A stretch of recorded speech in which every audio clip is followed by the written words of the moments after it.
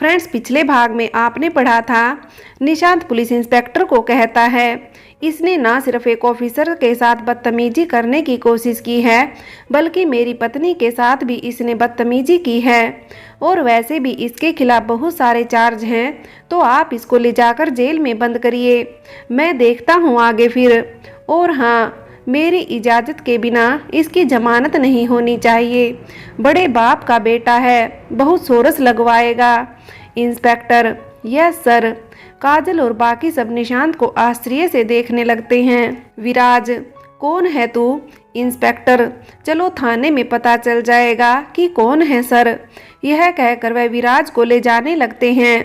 विराज, मैं तुम्हें देख लूँगा, छोड़ूंगा नहीं, तुमको बर्बाद कर दूंगा और काजल को भी। तुम कोई भी हो, पर मेरी पहुंच बहुत ऊपर तक है। अब आगे। काजल निशांत को आश्चर्य से देख रही होती है और निशांत वहीं चेयर पर बैठकर अपना खाना खाने लगता है। तभी वहां ढाबे का मालिक आता है। Sir, I am very sorry sir, मुझे पता नहीं था कि आप। निशांत, सॉरी की कोई बात नहीं, किसी के माथे पर नहीं लिखा होता है कि उसका क्या प्रोफेशन है। आप अपना काम कीजिए।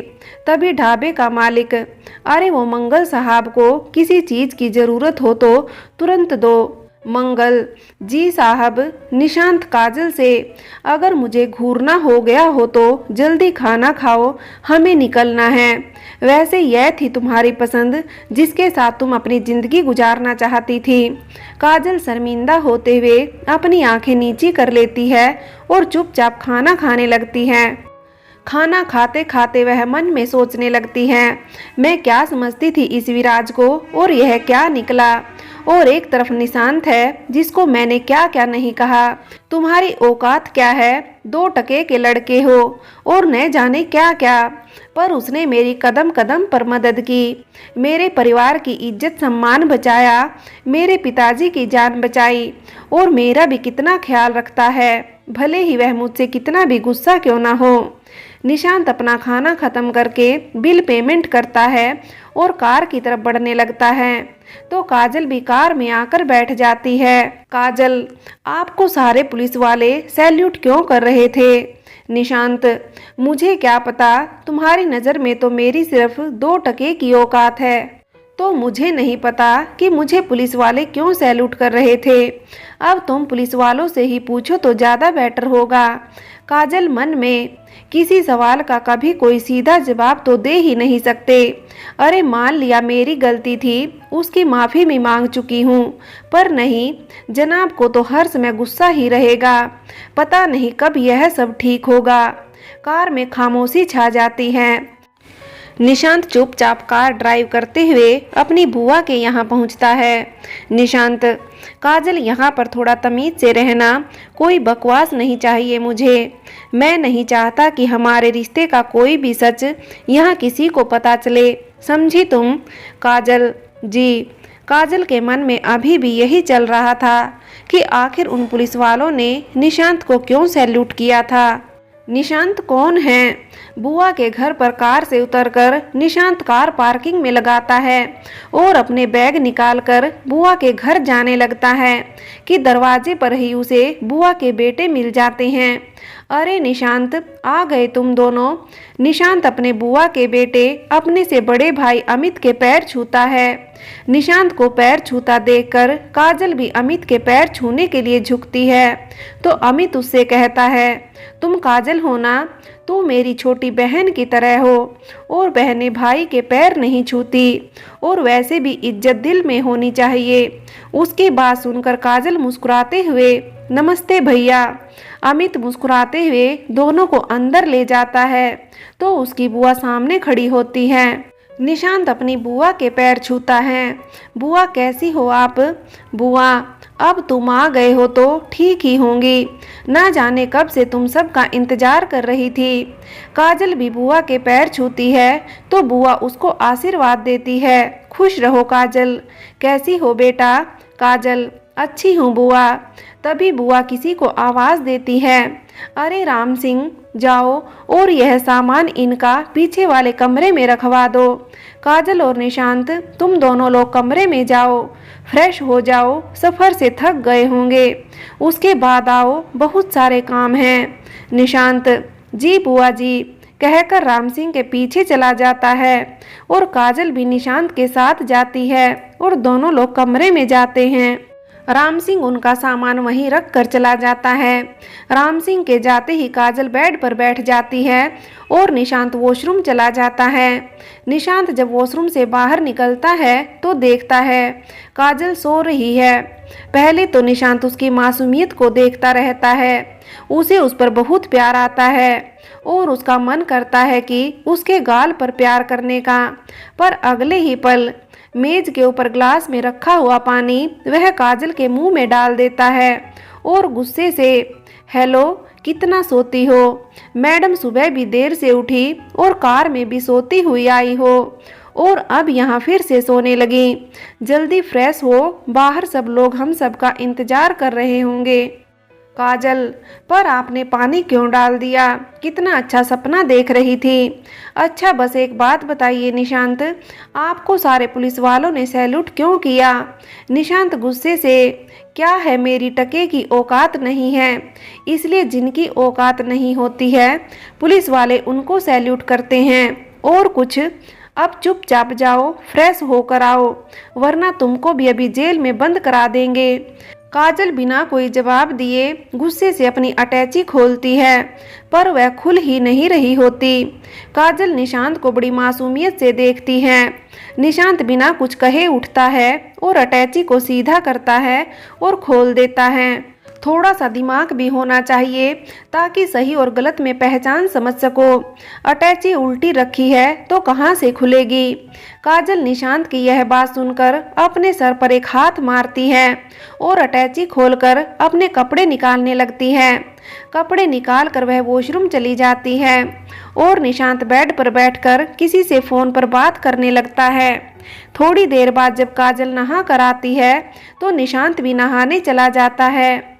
जब निशांत वापस आता है तो देखता है काजल ड्रेसिंग टेबल के सामने खड़े होकर अपने गले में नेकलेस पहनने की कोशिश कर रही थी, पर वह बंद ही नहीं कर पा रही थी।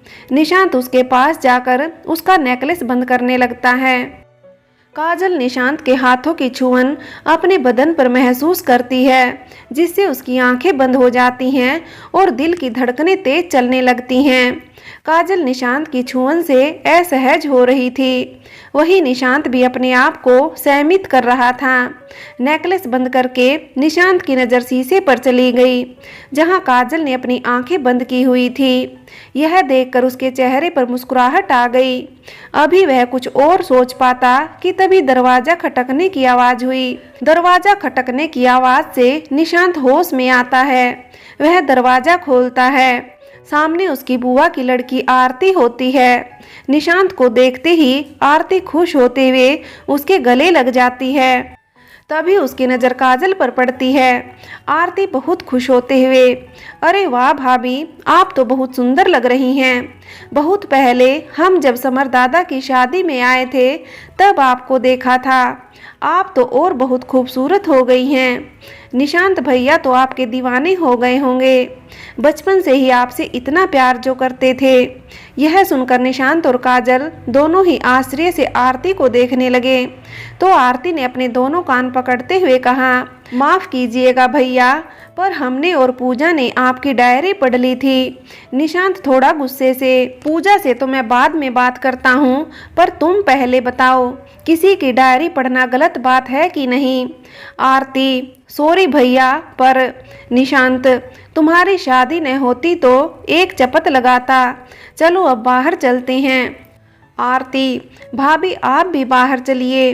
काजल, आरती आप चलो, मैं बस 5 मिनट में आई, मुझे ज़रा तुम्हारे भैया से कुछ ज़रूरी बात करनी है। आरती जी भाभी कहकर नीचे चली जाती है। निशांत ड्रेसिंग टेबल के सामने अपने बाल ठीक करने लगता है, क्योंकि वह जानता था कि काजल उससे क्या सवाल करने वाली है। काजल, निशांत आप तो मुझे झटके पर झटके दिए जा रहे हैं, पहले वहाँ ढाबे पर और अब यहाँ। यह तो मुझे पता था कि आप मुझे पसंद करते हैं, पर आप मुझे बचपन से दीवानों की तरह प्यार करते हैं, यह नहीं पता था। और अगर ऐसा था तो निशांत कभी कहा क्यों नहीं? निशांत मन में क्या कहता तुमसे? तुमने तो अपने दिल में किसी और को बसा रखा था, और फिर तुमने मुझे मेरी हैसियत भी तो याद दिला दी थी। काजल निशांत की खामोशी देखकर, निशांत प्लीज बताइए ना, आप किस प्रोफेशन में हैं? आप मुझे जब इतना प्यार करते हैं तो मुझे माफ़ क्यों नहीं कर देते हो? आपने कभी मुझे बताया ही नहीं कि आप मुझसे इतना प्यार करते हो। निशांत उसकी तरफ एक नज़र देखता है और धीरे से, जो सबके लिए नीलम चाची ने गिफ्ट दिए हैं वह लेकर चलो, यह कहकर निशांत कमरे से बाहर निकल जाता है। एक बार फिर निशांत ने काजल की किसी बात का जवाब नहीं दिया था। निशांत मन में, हाँ करता हूँ तुमसे प्यार, बहुत प्यार करता हूँ, इतना कि शायद तुम सोच भी नहीं सकती हो। पर मेरा प्यार एक तरफा है, हमारी शादी हो गई है, तुम मुझसे माफ़ी मांग रही हो, और क्योंकि तुम सोचती हो मैंने शादी कर तुम पर एहसान कर दिया है, तुम्हारे पापा की जान, तुम्हारी ज़िंदगी, तुम्हारे घर की इज्जत बचाई है, और इसलिए तुम मुझसे दोस्ती करना चाहती हो, और तुम्हारे दिल में मेरे लिए कोई प्यार नहीं है। मैं उस बात के लिए तुम्हें माफ़ भी कर दूं तो भी मैं जानता हूं कि मेरा प्यार एक तरफा है, तुम मुझसे प्यार नहीं करती, तुम्हारे दिल में मेरे लिए कोई फीलिंग नहीं है। आरती, अरे भैया क्या सोचने लगे, आइए ना, यहाँ क्यों खड़े थे? काजल और निशांत सब लोग आ जाते हैं जहाँ हल्दी मेहंदी की तैयारियां चल रही होती हैं। निशांत मन में, कैसी है हमारी शादी, जहाँ ना हल्दी लगी ना मेहंदी लगी। शादी क्या थी, बस एक समझौता है। आरती के हल्दी लगने लगती है। सभी लोग निशांत की बुआ से पूछते हैं, यह किसकी दुल्हन है? निशांत की बुआ मुस्कुराते हुए, यह हमारे निशांत की दुल्हन है काजल। अरे वाह, यह तो बड़ी खूबसूरत है। निशांत तो लट्टू हो गया होगा, अरे जोरू का गुलाम बन गया होगा। वहाँ बैठी सभी औरतें आपस में बात करने लगी थी। थोड़े ही समय में काजल ने वहाँ बहुत अच्छी बहू की भूमिका निभा रही थी। अमित की दुल्हन ज्योति के साथ काजल की बहुत अच्छी दोस्ती हो गई थी, और दोनों लोग मिलकर शादी ब्याह का सारा काम कर रहे थे। निशांत के सभी कजन और दोस्त मिलकर निशांत को परेशान कर रहे थे। निशांत चोरी चोरी काजल को देख रहा था, और काजल पूरी तरह से काम में मगन थी। निशांत की बुआ की सास ने निशांत की बुआ से कहा, दुल्हन तो बहुत अच्छी है निशांत की, इतनी अच्छी दुल्हन तो शायद निशांत के लिए ढूंढने पर भी ना मिलती। कहीं ना कहीं निशांत को यह अच्छा लग रहा था कि काजल की तारीफ हो रही थी। सारे काम की व्यवस्था में पूरा दिन निकल गया था। रात हो गई थी। काजल और निशांत अपने कमरे में आ गए थे, पर उनके साथ उनके सारे दोस्त, भाई बहन, अमित, ज्योति और आरती आ गए थे। सब वहीं काजल को घेर कर बैठ गए थे। और बताइए भाभी, आपको निशांत भैया कैसे लगे? आरती ने कहा। ज्योति, निशांत भैया आप काजल को परेशान तो नहीं करते? तभी एक बहन, अरे हमारे निशांत भैया तो काजल भाभी की सुंदरता पर लट्टू हो गए होंगे। काजल सबकी बात सुनकर सर झुकाए बैठी थी और मन ही मन मुस्कुरा रही थी। वहीं निशांत अपने चेहरे पर झूठी मुस्कुराहट लिए हुए था। अमित, क्यों परेशान कर रहे हो दोनों को? नींद नहीं आ रही है और तुम सब लोग यहाँ दोनों को घेर कर बैठ गए हो। चलो सब लोग सो जाओ, क्योंकि कल संगीत कार्यक्रम भी है। ज्योति, हाँ बस चल रहे हैं। आरती, पता है ज्योति भाभी, मैं जब समर दादा की शादी में गई हुई थी तब मैं मम्मी पापा के साथ वहाँ गई थी। तब काजल दीदी, काजल भाभी ने बहुत अच्छा डांस किया था। जिस तरह से भैया काजल भाभी को देख रहे थे, मैंने और पूजा ने पूरा अंदाजा लगा लिया था कि यह काजल भाभी को बहुत प्यार करते हैं। और फिर उसके बाद पूजा के साथ मिलकर इनकी डायरी पढ़ ली थी। निशांत, आरती बिल्कुल चुप, वरना तुम्हारे होने वाले पति आलोक से तुम्हारी शिकायत कर दूंगा। आरती, भैया अब तो आप दोनों की शादी हो गई है, तो अब क्या छुपाना। ज्योति, हाँ आरती, बताओ ना क्या बात कर रही थी। आरती, यही कि निशांत भैया काजल भाभी से बहुत प्यार करते हैं। यह बात हमें और पूजा को निशांत भैया की डायरी से पता चली। अमित, अच्छा चलो बहुत हो गया अब। अमित के कहने पर सब लोग चले जाते हैं। अब कमरे में निशांत और काजल अकेले रह जाते हैं। फ्रेंड्स, आगे की कहानी के लिए कहानी का अगला भाग देखें।